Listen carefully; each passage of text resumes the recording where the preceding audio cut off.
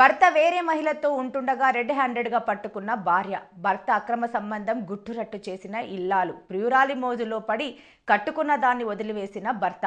భర్త రాసలీలలు బండారం బట్టబయలు ప్రేమించి పెళ్లి చేసుకుని మోహం చాటేసిన హస్బెండ్. స్పాలో పరిచయమైన కొత్త ప్రియురాలు. ఆమె మీద మోజుతో విలువైన వస్తువులు బహుమతులుగా ఇచ్చిన భర్త.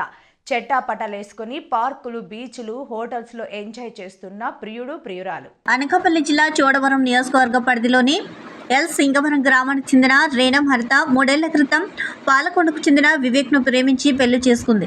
వీరు విశాఖపట్నం ఎంవిపి కాలనీలో నివాసముండగా స్థానిక స్పాలో పనిచేసే అమ్మాయితో వివేక్కు పరిచయం అక్రమ సంబంధంకు దారితీసి గత సంవత్సర కాలం నుంచి భార్యను వదిలి మధుతేజ అనే అమ్మాయితో వేరే కాపురం పెట్టడంతో ఈరోజు ఉదయం భార్య హరిత కుటుంబ సభ్యులతో కలిసి వెళ్లి వైజాగ్లో అక్రమ కాపురం చేస్తున్న ఫ్లాట్లో వారిద్దరిని రెడ్ హ్యాండెడ్గా పట్టుకుని భర్తకు దేహశుద్ధి చేశారు.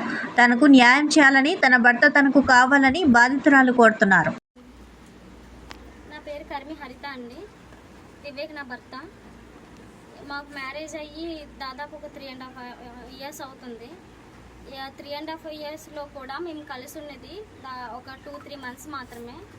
దాని తర్వాత ఒకే ఇంట్లో ఉంటున్నాం కానీ ఇంకా వేరు అన్నట్లు ఉన్నాము. ఈయనేమో వచ్చి రెగ్యులర్గా స్పాకి వెళ్ళే అలవాటు ఉందో, ఆయన స్పాకి వెళ్ళినప్పుడు ఒక అమ్మాయితో రిలేషన్లో ఉన్నాడు. ఆ స్పాలోనే పనిచేసే అమ్మాయితో. అది తెలిసిన తర్వాత నేను వీడియోలు, తర్వాత ఫోన్ కాల్స్ ఇవన్నీ నేను చూసి అడిగితే ఆయన నన్ను కొట్టడం జరిగింది.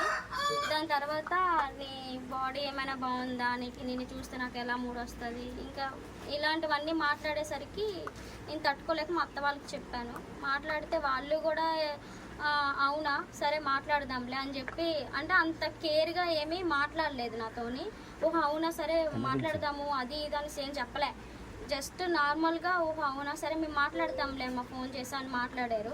దాని తర్వాత ఆయనకు ఫోన్ చేసి అందుకే మేము వద్దన్నాము, నువ్వెందుకు పెళ్లి చేసుకున్నావు, మరుగుజ్జిది మనకెందుకు, అసలు వాళ్ళు మనకు సెట్ అవుతారా, వాళ్ళు ఎక్కడ మనం ఎక్కడ అన్నట్లు మాట్లాడారు.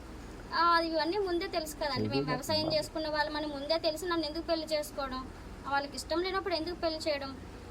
దాని తర్వాత మేము కేసు వేసాము, ఇక్కడ 498 కేసు వేసాము. 498 కేసు వేసిన తర్వాత అది ఇప్పటికి వచ్చి కూడా పంపించలేదు కోర్టుకు అన్నది. ఆ కేసుని ఎఫ్ఐఆర్ ఫైల్ అయ్యి దాదాపు ఒక 1 year అయిపోతుంది కానీ ఇప్పటికీ కూడా అది కేసు పంపించలేదు. తర్వాత నేను ఇంక ఇవన్నీ ఎంత నేను తిరుగుతాను కోర్టులకి, ఇంకా స్టేషన్లకి ఎంత తిరుగుతానని చెప్పి నేను అదంతా ఉండడానికని పాలకొండ వెళ్ళాను. పాలకొండ వెళ్తే అక్కడ మా అత్తమామలు అసలు ఇంట్లో కాళ్ళు కూడా పెట్టకుండా గల్లి పెట్టేసుకొని డోర్లు వేసుకొని ఎంత అంటే హాయిగా పుచ్చకాయ తినుకుంటూ కాళ్ళ మీద కాలు వేసుకొని ఫోన్లు మాట్లాడుకున్నారు ఎవరెవరితోనో, కొంతమంది పొలిటీషియన్లతోటి మాట్లాడుకొని అక్కడ సీఏ గారి చేత సీఏ గారి దగ్గరికి వెళ్ళారు.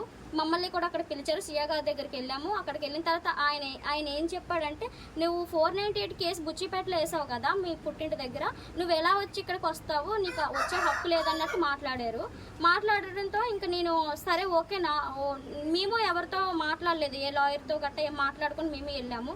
వెళ్ళకూడదా సరే అని చెప్పేసి నేను మళ్ళీ తిరిగి మా ఇంటికి వచ్చేసాము. మేము అంతా ఇంటికి వచ్చిన తర్వాత మళ్ళీ నెక్స్ట్ డే నేను లాయర్ దగ్గరికి వెళ్ళి మాట్లాడేసరికి ఆయన చెప్పడం ఏంటంటే, అలా ఏమీ లేదు, నువ్వు విడాకులు తీసుకున్న తర్వాత వెళ్ళకూడదు కానీ విడాకులు తీసుకోలేదు కదా నీకు అక్కడ. నా పేరు వివేక్. నాకు దీంతో 2020 December 15 మ్యారేజ్ అయింది. 3-4 months కలిసి ఉన్నాము. ఆ తర్వాత డిస్ప్యూట్స్ వచ్చాయి. డిస్ప్యూట్స్ వచ్చిన తర్వాత వాళ్ళు నా మీద కేసు పెట్టడం, నేను తన మీద కేసు పెట్టడం, ఆ కేసులు నడుస్తున్నాయి. కేసులు నడుస్తున్నా మధ్యలో సెటిల్మెంట్ల కోసం అని మాట్లాడడం జరిగింది. దానిలో మళ్ళీ గొడవలు. మీ ఇద్దరికి ఎందుకు గొడవలు వచ్చాయి? Personal issues sir, personal issues. దానివల్ల ఈ ఇష్యూస్ అంతా వచ్చాయి. మరి వేరొక యువతతో ఉండి ఆవిడ ఇప్పుడు మిమ్మల్ని అక్కడి నుంచి తీసుకుని వచ్చింది. అదే సార్, మీరు ఇంటి దగ్గర ఉండట్లేదు. అది ఏదైనా రాంగ్ అయితే దానికి లీగల్గా ఏదైతే యాక్షన్ తీసుకుంటారో దానికి నేను రెడీగానే ఉన్నాను. ఏదైనా ఉంటే లీగల్గా ఆ యాక్షన్కి నేను రెడీగానే ఉన్నాను. మరి మిమ్మల్ని ఇక్కడికి ఎవరు తీసుకొచ్చారు? వాళ్ళే తీసుకొచ్చారు. అవ్వలేదు, కేసు నడుస్తుంది ఆల్రెడీ. ఎక్కడెక్కడ ఇట్టారండి కేసులు? రాజాం కోర్టులో నేను వేసాను, వీళ్ళు ఇక్కడ బుచ్చిపేట పోలీస్ స్టేషన్ 498. మీరు ఏమైనా సందేహం తెలుసుకున్నారా? అంటే నాకున్న ప్రాబ్లమ్స్ నాకున్నాయి, నా దగ్గర ఉన్న evidence ఇప్పుడు వాళ్ళు క్వశ్చన్ చేస్తున్నారు కదా నన్ను, అలాగే నేను క్వశ్చన్ చెయ్యాలి. మరి అదే వన్ సైడ్ మీదే తప్పని చూపిస్తున్నారు. అదే సార్, నా దగ్గర ఉన్నాయి సార్ ప్రూఫ్లు. నా ఫోన్ కూడా తీసుకున్నారు, అందులో ఉండే ప్రూఫ్లు ఉన్నాయని చెప్పి నా ఫోన్ కూడా తీసుకున్నారు. మరి మీరు ఎప్పుడు అవన్నీ బయట పెడతారు? నా ఫోన్ నాకు ఇవ్వాలి కదా సార్. మీ ఫోన్ ఇచ్చినప్పుడు బయట పెడతారా? అవును సార్.